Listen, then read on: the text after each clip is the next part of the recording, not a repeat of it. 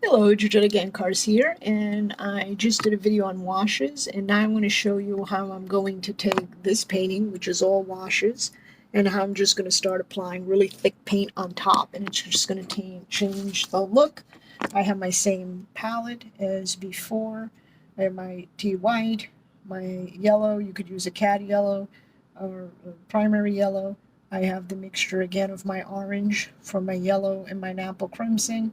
I have two different types of blue, and the blue that I have here is an ultramarine and a cobalt. I have my D purple, and I have an umber and a sienna brown. So let's get started. So first I'm just going to use a bristle brush. I'm taking this up. This was wet, and now it's dry, so I'm not adding any water to my brush. And I'm just putting on these strokes really thick.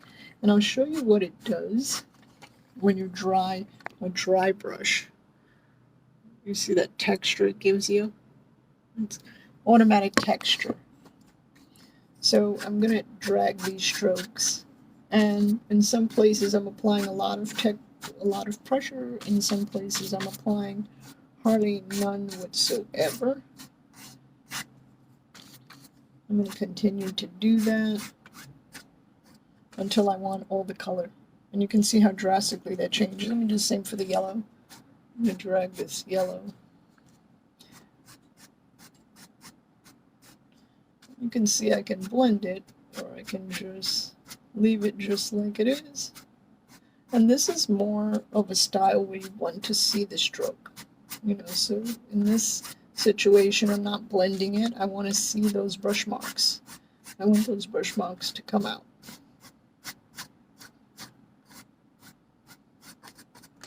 Okay. And see what's happening here. And if you want to blend it a little bit, move it over.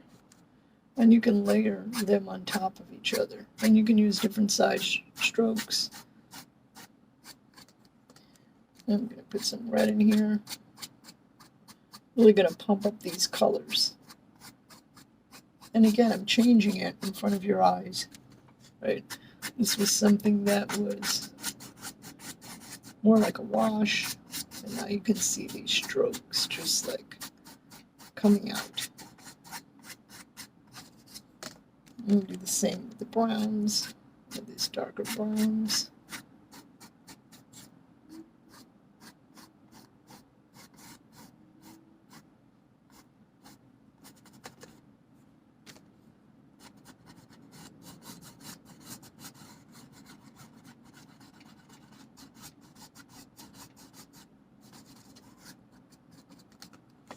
Okay. And, play with it. You can see how those strokes are drastically changing, right, from what we had in the beginning. Now, what I want to do is I want to do the same for the top part. And again, I'm still using a dry brush. I'm using bristle hair here. I'm going to bring out this yellow. This yellow is going to be really bright.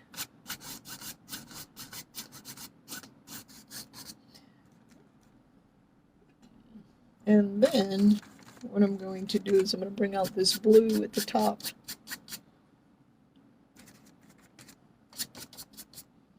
And I'm going to mix a little bit of white at the same time in my brush where I'm picking up the blue. So I'm kind of getting these almost impressionist-like strokes, and I have some of the green on my canvas right underneath, and that area is a little bit wet.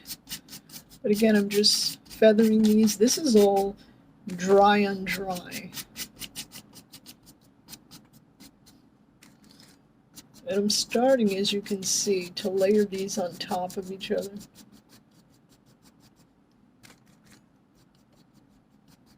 You can see how these strokes have drastically changed. Right? Okay, and I'm going to do more layering on top of that, obviously. And I could use different size brushes, or I could just use the tip of this brush.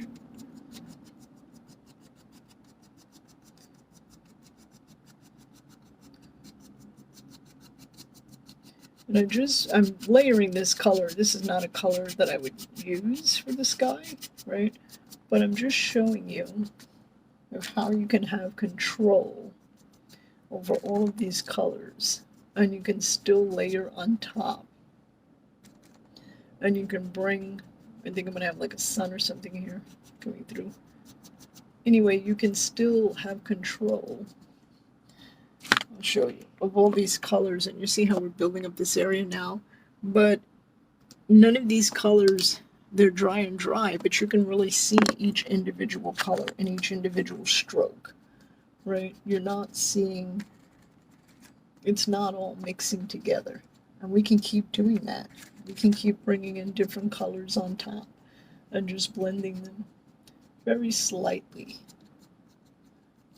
where we get some contrast. Just keep, and I'm using the same brush, by the way. I'm just pushing lighter, so I have all these different colors on top. It's good if you vary your brush until you get the control of the brush you want to use. So I'll show you what I mean. I can, have these little strokes. I can put this brush aside, and I can go for a smaller brush. Again, I'm staying with my bristle brush. I'm going to put some more colors here.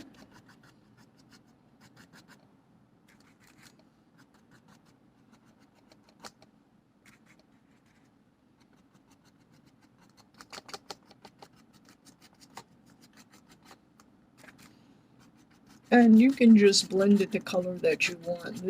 I'm just doing this demo with the purple, just so you can see how you can still retain the purple in the sky and still see it. So I'm going to go up close so you can really see these strokes. Okay, so I would really build them up. Look at all that beautiful color coming in here in the corner. Okay, and then we're going to do the same, we bring this sky down. We could cover this yellow area. Or we could just have yellow and white, or we could have yellow, blue, and white. It's up to you. But we just have to make these strokes a little bit more apparent, because we have one area that's, blending with this, and then the other area that's not. So we kind of want to blend it together where those two areas are beginning to blend. Do you see how I'm doing that? I'm just going to bring this color down a little,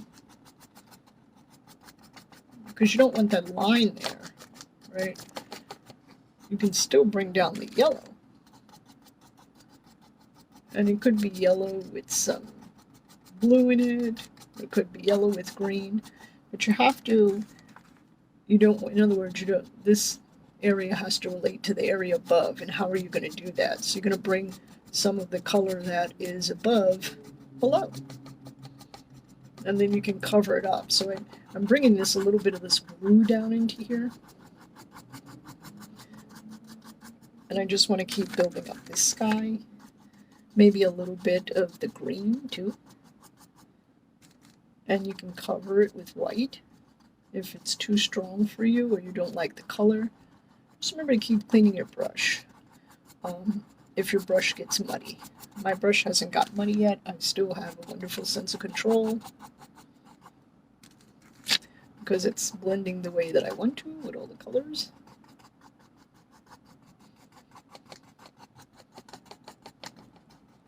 And I'll show you this in a minute up close, because we're trying to get rid of that yellow line, right? We don't want that to exist anymore.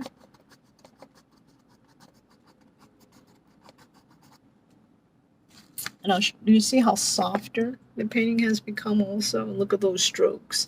This line that was kind of here has disappeared. We don't have that line anymore. Just to remind you, it was kind of like this, right, when we started. So it's very smooth. And now we're doing the same thing, and we're bringing all this rough texture into it. So really play with those strokes. Really start bringing them in. And you could bring, more colors down here. But you'd have to have a smaller brush. I'd still stick with my rounds at this point. And I'll show you, you could bring some strokes down here if you wanted to, lighter strokes. But you can still keep building it up, but change the shape of the brush. So this is a very short demo. I'll finish this up and I'll show you how it looks. All right, you can try it at home. In my class, I'll show you a bunch of different tricks of how you can do this real fast. It looks easy sometimes, right? Students say on camera that when they do it, they're like, oh, you know, so I want to show you how to keep those colors together, and then you can look online and see all the students and how they're doing a great job. You know, if you're taking my classes at the college usually post those students' paintings online, so you can see what they did in different classes, which is kind of exciting too. And if you're just watching me here on YouTube, you could start, you know, posting your stuff, or telling me what you did. I'd love to know. Okay, so again, do you see how the texture is building up? And again, this is just in what, like 10 minutes, not even. So we're going from something like this, which is very smooth, and again, this took us what, like about 10 minutes at the most to mix all this color and control the clouds. And again, these are just washes, they're not finished paintings. You know, in the class I do a whole demo, I'll finish it, but this is just to get you an idea of starting the texture. So again, from wash to texture, and I'll do another video showing you just the texture. Okay, have fun painting. Ciao.